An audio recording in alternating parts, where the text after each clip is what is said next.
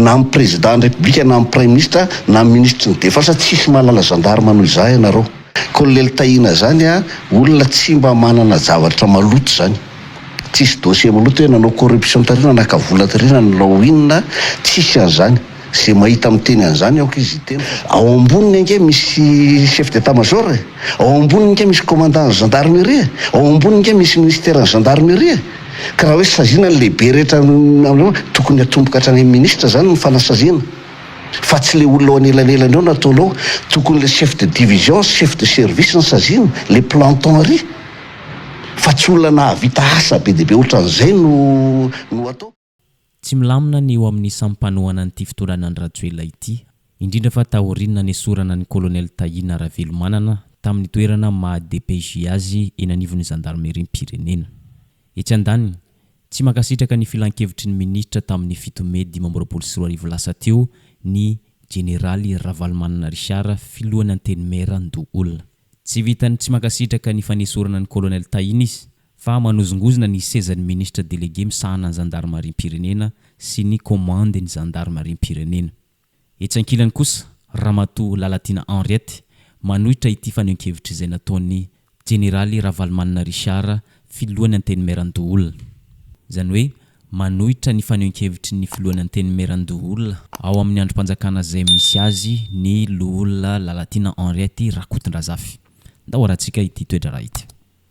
Naneo-heviny manokana ny filohan'ny anteny-mera Ndoolona Generaly Ravalomanana Richard nanoloana ny filan-kevitry ny ministra tamin'ny 7 Mai lasa teo nanesorana ny colonel Tahina Ravelomanana tamin'ny toerana ma DPJ azy na directeur de la police judiciaire eny anivon'ny Gendarmerie-Pirenena.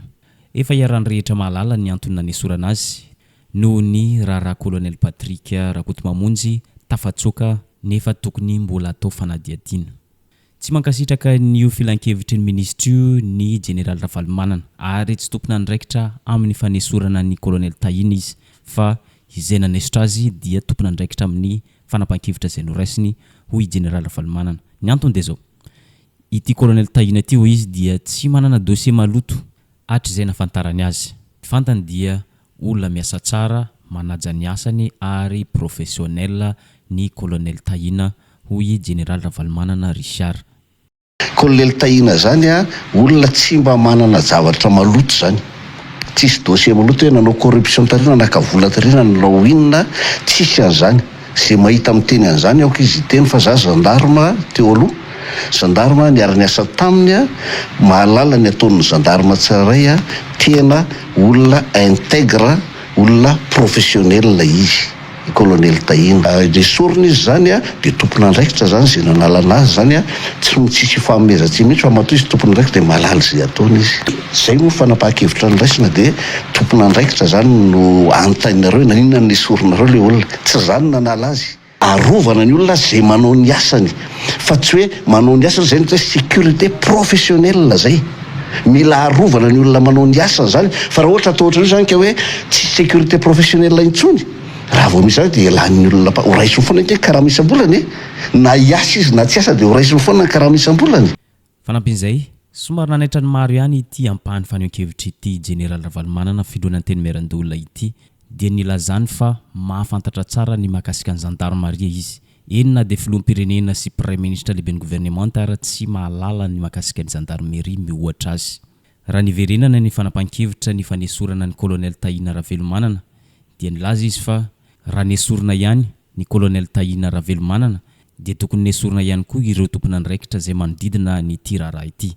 Tokony nesorina aloha hoy izy ny mpiambina, chef de division, chef de service, zay vao nesorina ny directeur toy ny colonel Tahina Ravelomanana.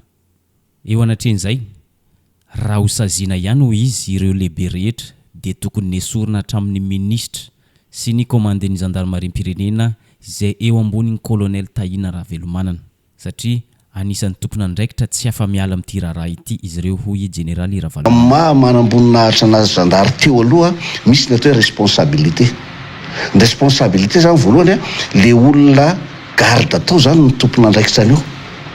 Faharoa ao amin'io direction misy ny atao chef de division, chef de service, zay vao directeur. zany hoe ary ambony be ary zany le izy.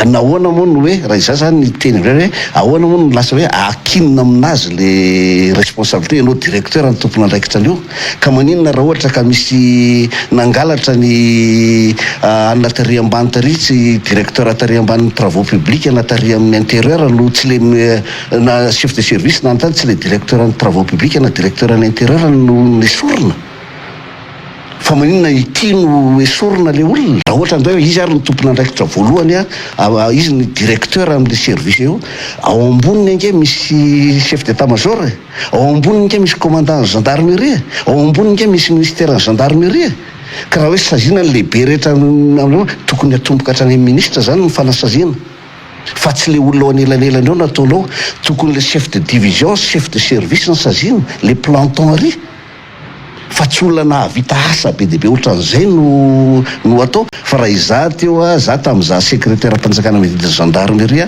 na nisy tompona andraikitra hoe esorina azy za miteny hoe tsisy manana gendarme ohatra anahy ianareo za responsable ny olona feheziko na amin'ny président de république na amin'ny premier ministre na amin'ny ministre ny défense tsisy malala gendarme noho iza ianareo ny ahako a tamin'izahako secrétaire mpanjakana medida gendarmerie tsy nanova mihitsy na commandant gendarmerie na commandant sirgène na nytenenina hoe reo no sakana ny 73 député. Tsy faly amin'ity fanehoan-kevitra ity ny loholona Lalatina Henriette Rakotondrazafy ka tsy maintsy naneho ny fanehoan-keviny izy tao amin'ny page Facebook-iny.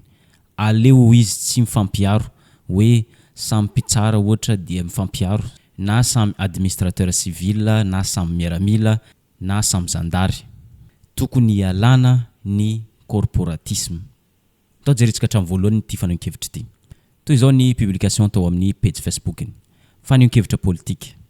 Izaho tia ankahirin'ny filohan'ny République, ny fahefanam-panatanteraka, ny filan-kevitry ny ministra sy ny tompona andraikitra rehetra hoe na ambohitro na ambohitr'olona rehefa vandana dia kary. Raha misy manao ny tsy mety hoy Lalatina Rakotondrazafy eny anivon'ny fiandidina République dia esorina amin'ny andraikitra fa aza saziana état d'âme mihitsy tsy hoe ankaikin'ny filoha dia arovana nefa manao ny tsy mety raha mpitsara ohatra ho izy no manao ny tsy mety dia tokony andraisana fepetra raha ny mpitandro filaminana no manao adisona dia tsy tokony andeferana mihitsy na solombavam-bahoaka na loholona na olom-boatendry na iza dia tokony asa hayatrany manadio sy mandray andraikitra manala olona eo amin'ny andraikiny rehefa hita mazava kosa ny adisony arakasa na eloka nataony hoy Lalatina Henriette Rakotondrazafy. Mbola notohizany ihany aleo tsy mifampiaro hoe samy mpitsara ohatra na mifampiaro na samy administrateur civil na samy miaramila na samy zandary dia mifampiaroaro foana raha misy ny tsy mety ataon'izy ireny dia lasa mitady bouc émissaire any ankafa. Tokony ialana ny corporatisme hoy Lalatina Rakotondrazafy. Lasa ilay fahefanan'ny fanjakana na autorité de l'État no remise en cause ary mamparefo sy mampalemy ny fanjakana raha tsy say andraindraikitra izany mihitsy hoe anala le manao ny tsy mety.